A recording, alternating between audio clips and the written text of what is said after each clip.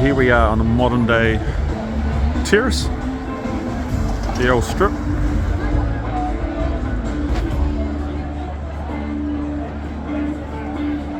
Obviously they renamed it the Terrace. I don't know if they should have done that or not.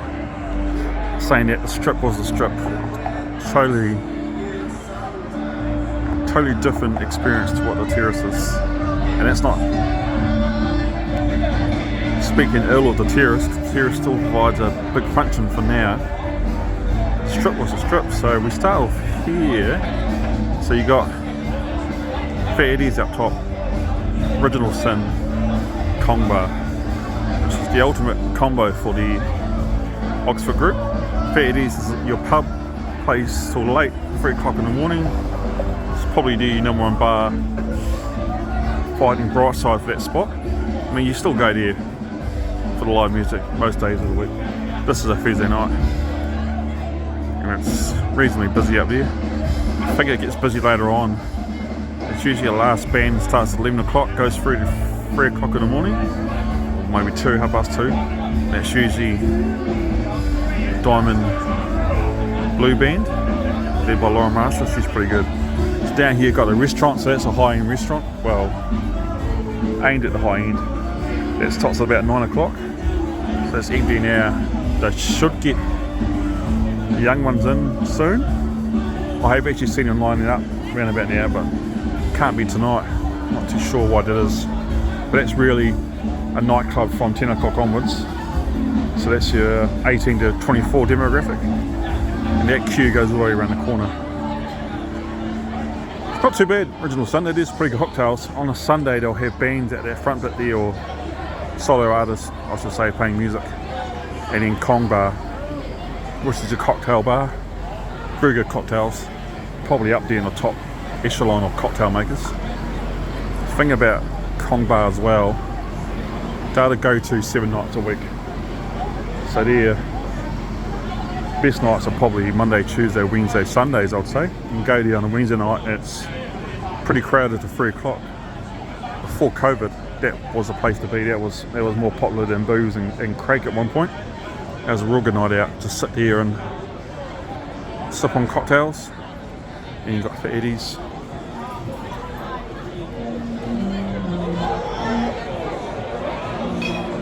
Then you got the 2 Tony Astle bars, Chihuahua, which Fat Eddie's open up first, and then Kong and Original Sin. Chihuahua was actually one of the last ones to open up along here. There's a few hold-ups. Well, Chihuahua is quite popular as well. It's good food. And then about 10 o'clock or 11 o'clock tonight, I'd say, kicks on the music. It's reasonably popular on a Friday, Saturday night. It's not a bad alternative to Fat Eddie's and Original Sin. That's more 24 to 30-year-old graphic on the weekends, and Zodiac Bar. It's part of the Asian fusion boom that hit Christchurch. It's been open a couple of years now. That was the town bar, Duck Central related bar. That closed down. I think Richard sold that to get into digital billboards, I believe. That's what the word was. Too sure with Zodiac. Why is it night time? I think they're still trying to figure that out. Then you got Amazonita with their lemonade Zephyr bar down the side there. I mean, it looks great. It really does look great. Not too sure how they can turn it into a busy section on the nights, especially in Christchurch. We'll wait and see. Good thing about Amazonita though, and before Brightside got really popular, it used to be busy along here on a Friday, Saturday night. It hasn't quite returned to those levels. What can they do? I'm not too sure. Crowds are kind of left from Amazonita. Not being rude to Amazonita, it's just one of those things in Christchurch.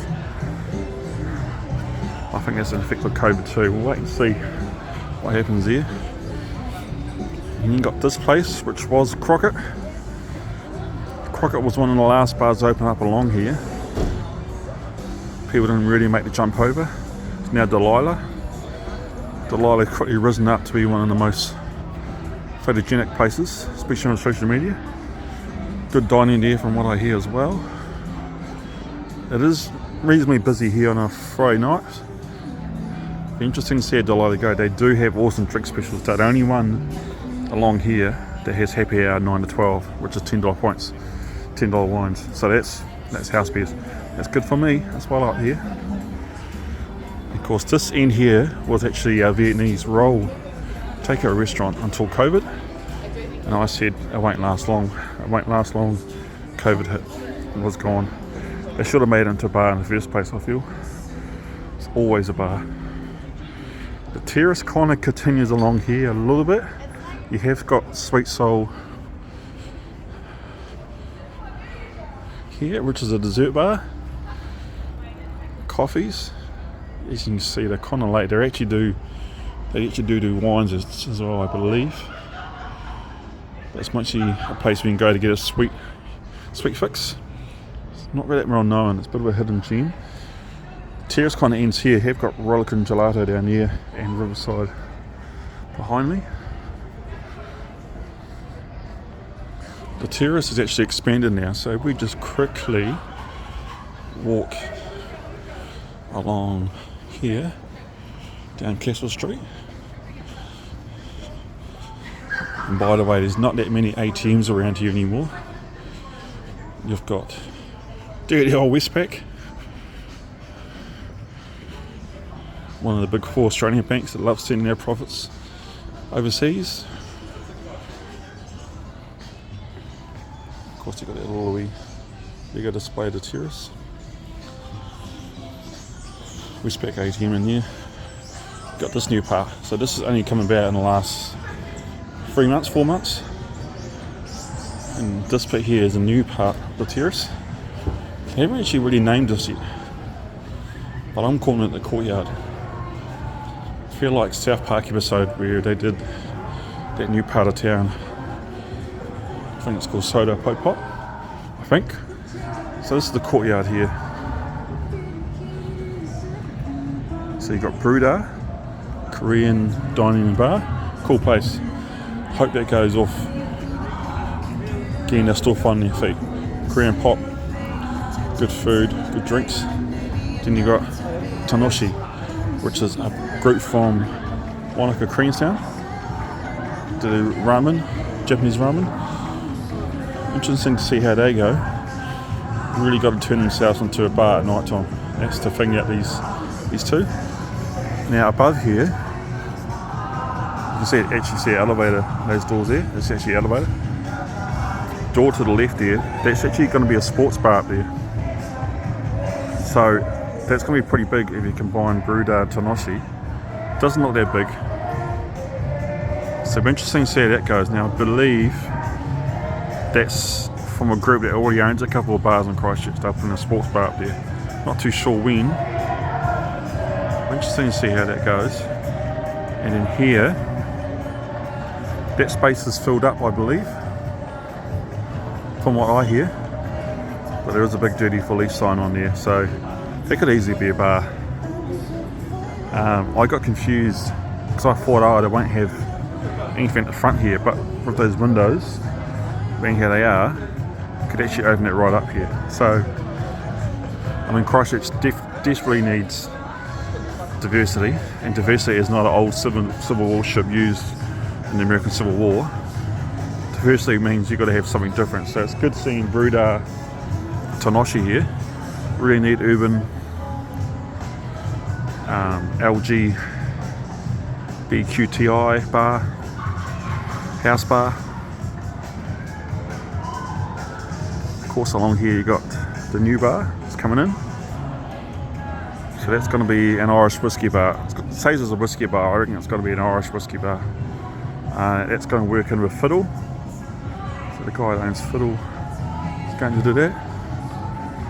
So Little Fiddle's been open since about 2018, 2019. I think it's had a new owner since it's first opened. That's what I believe. I could be wrong. But the Fiddle is still very popular. It's the only bar down here that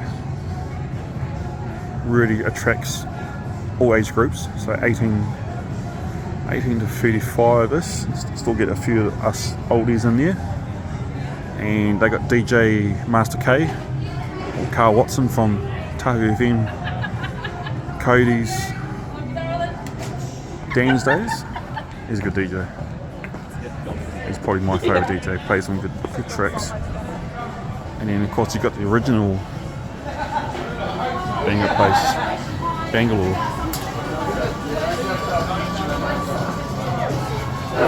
Bangalore Pulse.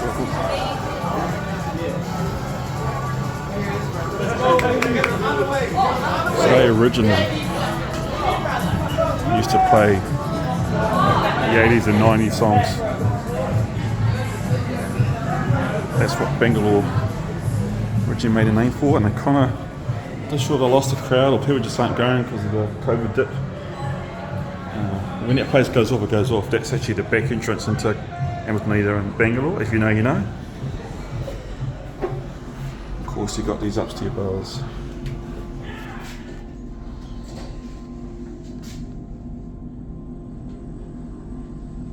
What I love about that though is actually updated that straight away. So when Viaduct left, Rocket Bar came over, they changed it straight away. So up here,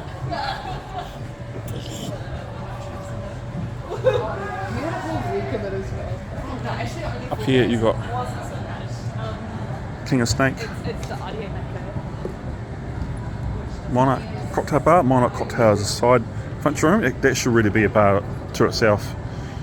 I only got one entrance way there, but Monarch is very, very cool. If you can afford to hire that place out. I think it costs, I had to check on that.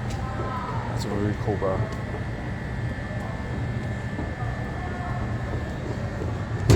So here you got Botanic. Botanic's a cool spot. As it went off before COVID, used to have DJs like DJ Phase up here, making really good sounds and beats. Kind of lost it now. I'm not too sure why that is. I think it might be because of the new owner. That's the glass house. That's their function room. Been to a few parties here. It's pretty cool. Got the balcony at the back there, your own bar, and enough space in there. 200 maybe packs. I shouldn't say packs, I should say patrons. Craft bar, that's their function room. That's another cool place. I've been to a few places there as well. Of course, the best door in the land. That's looking down on Bangalore and Little Fiddle. That's where we came from. And that's the Amazonita Zephyr Lounge and the Zodiac Bar. Can't you see into craft there? So Rocker is a new place. That's their smoking area. Rocker is Mediterranean cuisine and pretty good cocktails. That's from the King of Snake stable.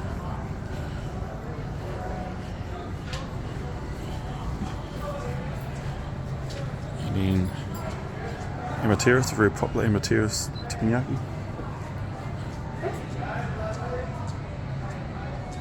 And then you've got a little Andromeda Performing Arts Theatre. So that place hosts some good functions. Might be no, I don't think there's a show in there. Or is there something standing at the bar? It's got potential. I'm not too sure how they're going to go in the future, but I reckon they've got a lot of potential. They did stuff like late night comedy shows. Be interesting to see. One thing Christchurch is lacking is those tourists, and that's really holds everything up. And then this place here was a bar. It was Jackson's up on the roof or up on the terrace. But the thing is, in the winter that blows like anything. So I don't think there's going to be a rooftop bar. That's going to be anything. Boiler room maybe. I know we got Flux and Hyde. Not too sure we need a boiler room or not, but. Yeah, the only thing with Flux and Hyde is just those hours of operation. They can't make any noise after a certain time. So that's a shame. I mean, Hyde's got licensed at 3 o'clock, but it's nothing like the base, which was open to 7 o'clock in the Soul Square, which I'm sure when it opens up there will be a chance to put something in there like that, because they've got a late noise licence. Whether or not they can get a late licence, which is a pretty different story. So you can see we're back down here again by the fiddle. Another late addition is Time Zone. And it's a pretty awesome time zone. If you have not been to a Time Zone, you should get on it. There's also code breakers in here too. Not code breakers, sorry, escape room.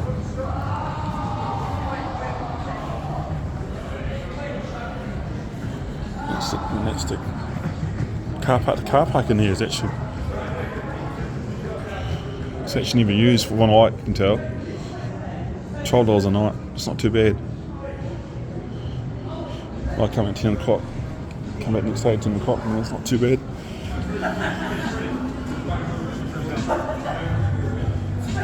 Lord of the Fries, a new shop opened just after the first COVID. That's from Auckland, so that's vegan or plant-based food. Just be careful. Oh, watch out, it could be trouble.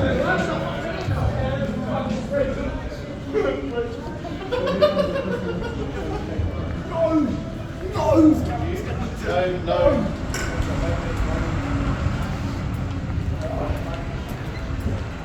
And so that's the end of the terrace.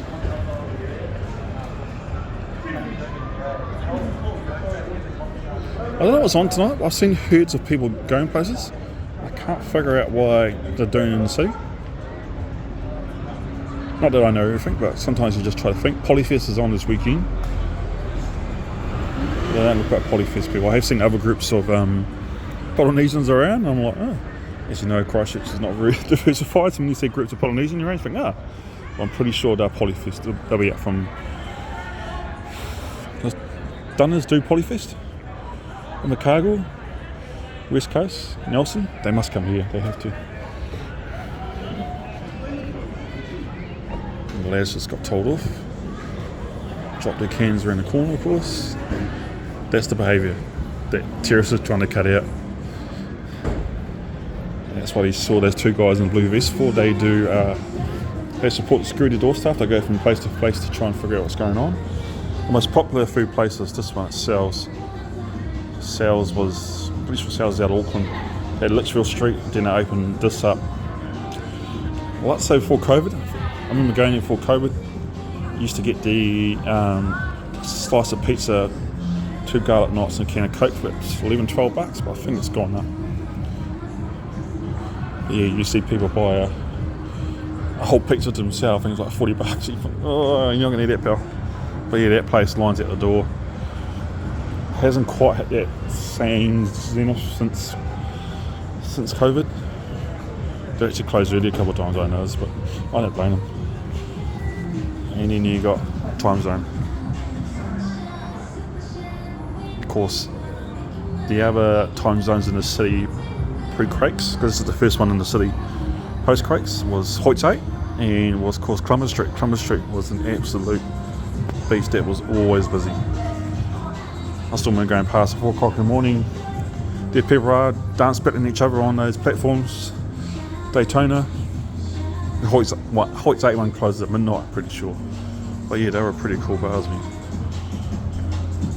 And that's our little tour of the terrace. So when you count Fair Eddie's, Sin, Kong, Chihuahua, Zodiac, Amazonita, Delilah, Bangalore, Fiddle, Little Andromeda, and the Terrace you can kind of count, Rocky definitely count, Botanic, Craft, Monarch, King 16, Bars, and there's potential for this one here 17, upstairs 18, 19 in the corner, 21, 22, 23, so there could be 23 spots here, and I think, I mean, is that a spot? No, there's a walkway, so 23 spots. There's plenty of space out here, so that concludes our tour of the terrace. Got any questions, just comment on the post.